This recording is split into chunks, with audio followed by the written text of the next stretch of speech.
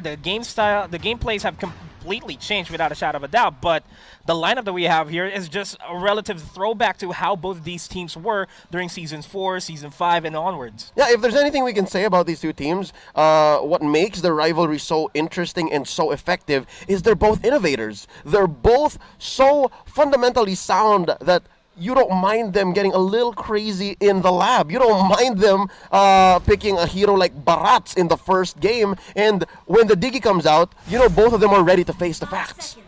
And facing the facts of who's going to take game number 1 is real, because both of these teams are relatively momentum-based for that matter. Whoever gets game number 1 will more than likely secure game number 2, depending on if the coaches behind the scenes will be able to outdraft the team. And we see Greed just going for that face check onto Jay, not really going well. The orange will be secured here without any problem. Yep, and here we see the Diggie in action. No. Obviously, JP knew that was up, and if I may say, I think in my head, prior to seeing this whole lineup, I was expecting it to be Raflisha once more on the Diggie. But yeah, ladies and gentlemen, given the new statistics, or given the new effects of how deaths work and how streaks work, I think this whole Diggie strategy has been revived. Yeah, that's true, but we have to take into consideration, though, that as long as the game keeps going forward and reach the 20-25 minute mark, we'll be seeing Diggie out of commission for at most 110 seconds. And that's a long time in Mobile Legends. But only when it comes down the wire. I think Aura is going to find the power swing. They're going to find their window and make the most of it. That's essentially what the Alice is here for, and that's what Lord Hades is going to try to do here on the Yusun Shin. I love how they took 1 kill. They took 1 kill off of Kyrie. Kyrie needed that. Kyrie needs to stay in the game here. And JP, he's doing exactly what he needs to do. He's giving Kyrie some kills. They'll kill Kyrie, more farm. They'll give some kills, take it back, more farm. Yeah, and speaking of more farm, top lane is being farmed here by Lord Hades, completely relatively safe as this Yisun Shin. He's doing a good job for himself, just staying alive and trying to just keep up with the damage output that Iyaku and potentially Hate will have later on in the game.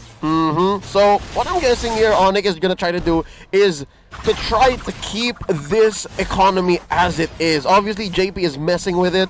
JP is that weird stock on the market that just like fluctuates and just messes everyone else up.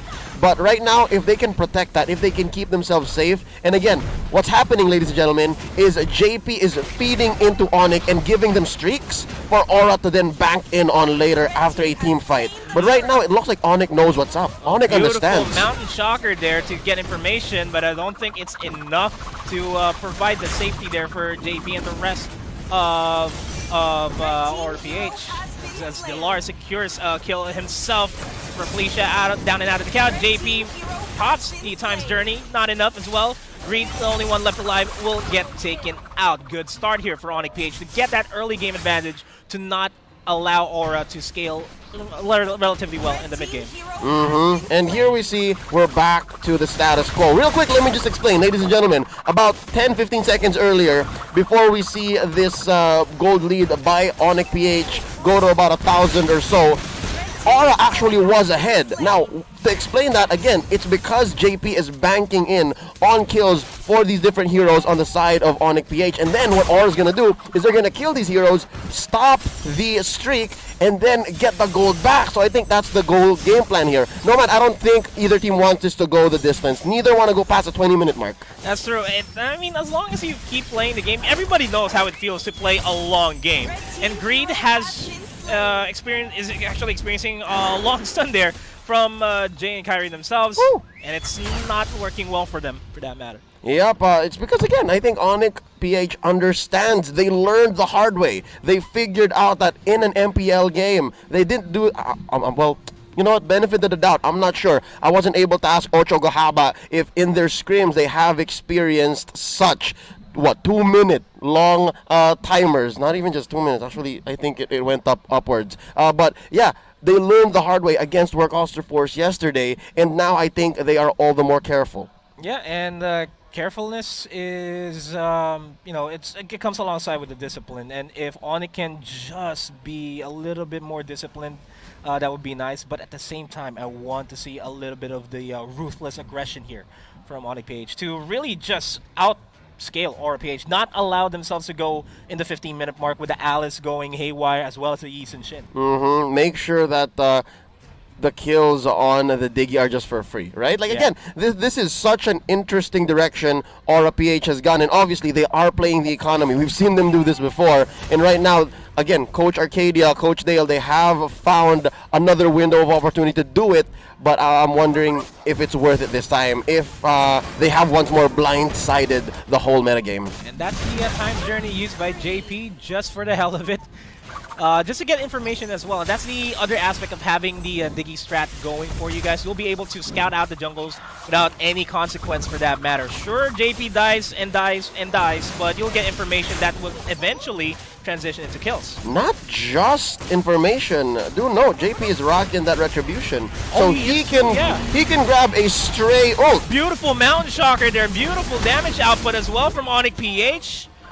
Deters Aura from even going for the purple buff steal there.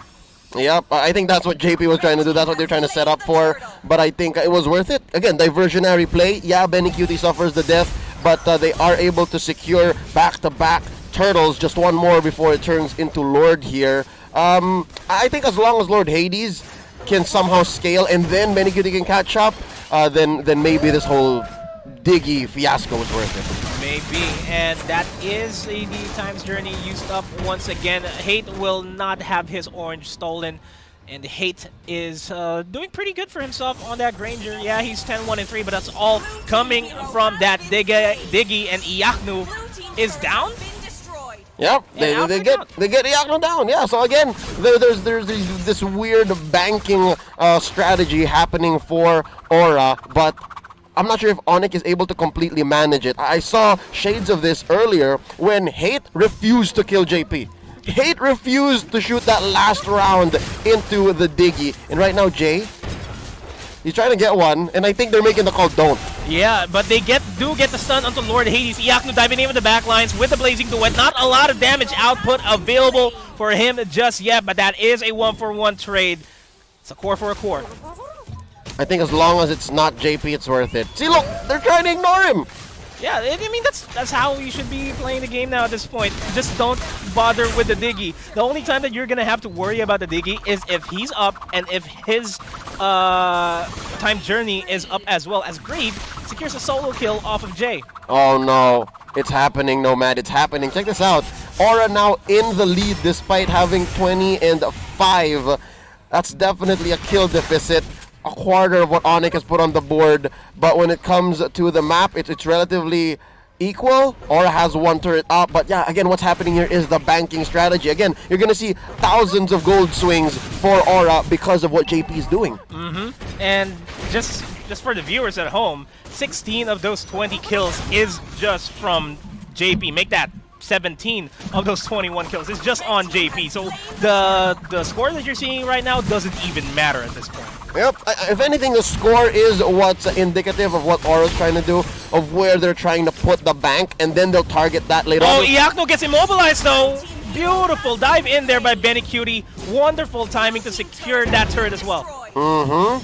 Aura Philippines here playing the map, and Onic is finding it hard to respond. Essentially, again, we called it banking earlier. Now I'm thinking it's more like a piñata. You're slowly filling it up with Diggie innards. I'm sorry, that's very graphic. But right now, Raflicia's chasing Hate. I'm not sure if this is worth it. It's not worth it. Raflicia's there, force a flicker out. Will still get bitten by the dog that Jay has. Not the Jay the dog, for that matter. Kyrie low on HP, getting singled out by Benny Cutie. Forced to use the Wind Destruction as well to survive a little bit more. Dilar managed to make it out alive in that team fight. Oh, that was 2 kills short for Aura. Kyrie and Dilar get away with it with about 16 HP apiece. It's a randomly odd number. But yeah, JP, this is where JP lives, man. He lives right in between Onic Philippines jungle and in the face of Hate. And I'm guessing Kyrie. He's banking on both of them. Look, 14 on Hate, 7 on Kyrie. Once these piñatas pop, Aura's making bank. Man, if for those people that have reached the golden age of YouTube back in the day, JP right now is being the annoying orange. Just always in your face. Hey, Hey, Apple. Hey. I can't hey, say. JP. I can't say I remember, man. Not my generation. Not your generation, yeah, sure. JP once again falls down. There comes the Winter Truncheon once again by Benny Cutie. You just survived there. The Blood Orb flick, the Blood Orb in by Benny Cutie will be more than enough. Rafflesia looking for an opportunity to really go into the back lines. He does manage to go into the back lines. The damage output is not enough here for Aura PH. They can't go for the front to back type of initiation. Instead, they are focusing all their attention towards Greed. He gets taken out by Kyrie there. It is a 0-for-1 trade. The turret, though, is dropping really low. JP once again in the face of Onic PH here. Dilar takes him out. Benny Cutie next in line here. Goes for the Winter Truncheon. Not a lot of sustain here. Goes for the Blood Orb in the back lines. Jay almost gets taken out, but Hate finally takes Benny Cutie out of the equation. There seems to be trouble in Paradise. It has all been going Aura Philippines' way, especially looking at the map. It's a majority red as well. The economy swing. At some point, they were about 4,000 gold ahead, but it seems like communications went out the door. Aura Philippines had a plan, but instead of going all in, they went one by one, and now it seems like everything is crumbling. Rafflesia is so deep.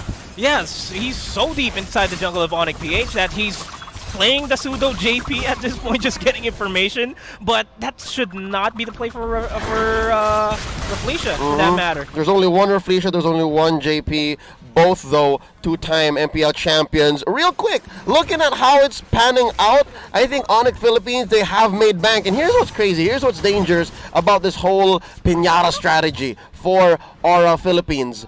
I was going to say that there is a huge gap between items built for Onic and Aura because of this economic strategy that they're trying to pull off, but the difference isn't that big. Right now it's at what, 2,000, 1,000 and change? If you could make that much bigger, then yeah, maybe you could try to take 3v4, 2v4 fights, but it's just not the case. Right now, all it's doing is it's trying to keep much of the map, but by the way, Onic Philippines has been moving in the past 2 or 3 minutes, the past 2 or 3 team fights. They seem to have figured it out. Yeah, and I like how Onic is just focusing their attention elsewhere. Just allow Iaknu as much space as he can to dish out damage on the bottom lane. He gets the tier 1 inhibitor, the tier 1 turret and the tier 2 turret down as well. Greed in the back lines in a bad spot, being focused on by the members of Onic PH there. The Lord has been slain by Aura PH, secured and signed and signature and stamped on. That is a 0-for-3 trade in favor of Aura, as well as the Lord out. Efforts so official. I love it. It literally went through the perfect process, and Onic just was not informed. It came in the email, it went into their spam, they didn't figure it out. It was an official memo, and essentially it said, do not split up. Do not split up. And that's Aura splitting them up.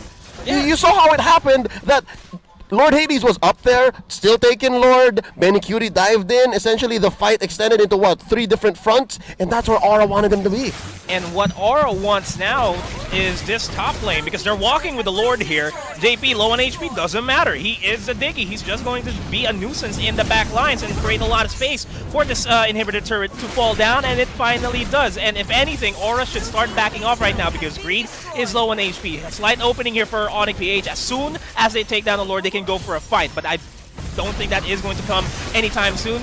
Then they are finally going in for a fight, just cha-chaing, just dancing around, because Dilar does not have to be in tempo here for these guys. They get the Winter Truncheon out of the way from Benny Cutie, and Benny Cutie is down, but that is a 2 turrets down for a Benny Cutie.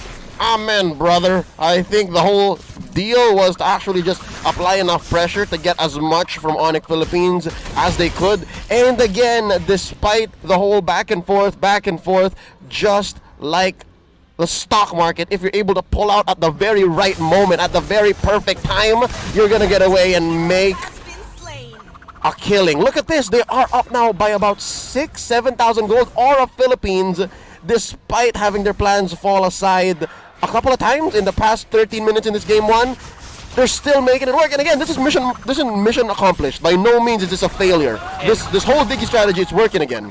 And Green tried to go for the Mission Impossible build there on that Lunox, trying to split push in the bottom lane, but gets found out by Selena, and we saw the rotation from Onic immediately towards the side of Greed there, and that's not a good sign for Onic PH. They are answering. They are playing Aura's game. Onic Philippines, I'm guessing what they have to do next here is, as hard as it sounds, is again, I mentioned this earlier in the panel. If you're winning, it's usually just a 1 to 2 step process. But if you're losing, if you are on the back foot here, just like Onic Philippines is right now, it's a 5 to 6 step plan. And one of them is to ignore JP. Again, easier said than done, Nomad. Yeah, JP's just gonna start throwing out the time bombs, just spin around if he's dead. Just even though it deals 1 HP of damage, that's no more than enough to be a nuisance. Like, you can't back off. Like, you can recall home if you're getting damaged out. And Onic PH, because of that, cannot push any further away than those initial cliffs in the jungle. And again, JP doesn't mind this. JP doesn't mind this. He's rocking the pull yourself together. Again, we are approaching the late game. If anything, this is the earlier parts of the late game.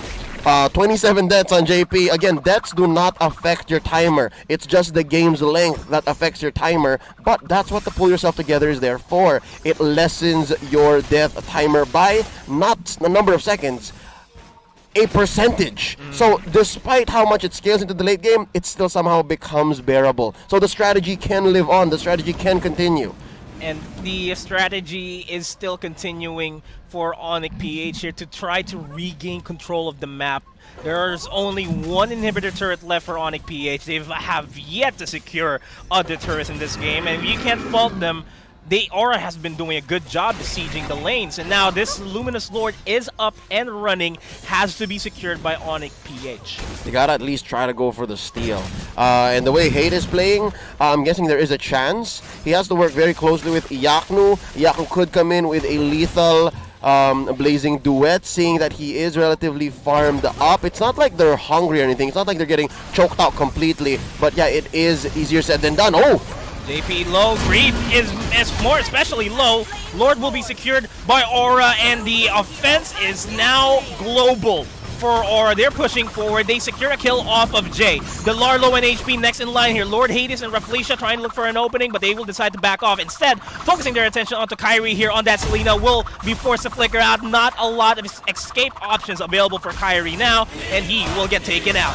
Again, the name of the game for Aura here is divide and conquer. The fact that they were able to separate Hate all the way down in their top lane and then have Kyrie get stuck in that bush up top, just waiting for the right moment, it just went and passed them by. Right now, they are going to go for this defense. 3 on 5, 3 on 6. Lord is here. Yeah, that's true, and even though it's a relatively even matchup because Popol and Koopa is considered 2 heroes, it's not enough for Onic PH, but they are trying their best to go for the defense here. Iyaknu low on HP gets deleted by Lord Hades. Jay trying to survive as long as he can to try to go for the wave clears himself, as we see the ult being popped by Benny Cutie, more than enough to secure Greed the double kill and the game for Aura PH. 1-0 match point for themselves.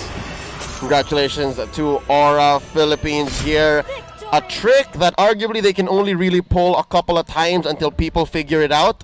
The solution really is just to ban Diggie, but nonetheless, a game 1 is a game in the bag. Just one more for the sweep. And that winning moment is brought to you by Oppo A94. Experience gaming at full speed with Oppo A94. Get yours now for only $13,999. Now the question here is, will Aura get their second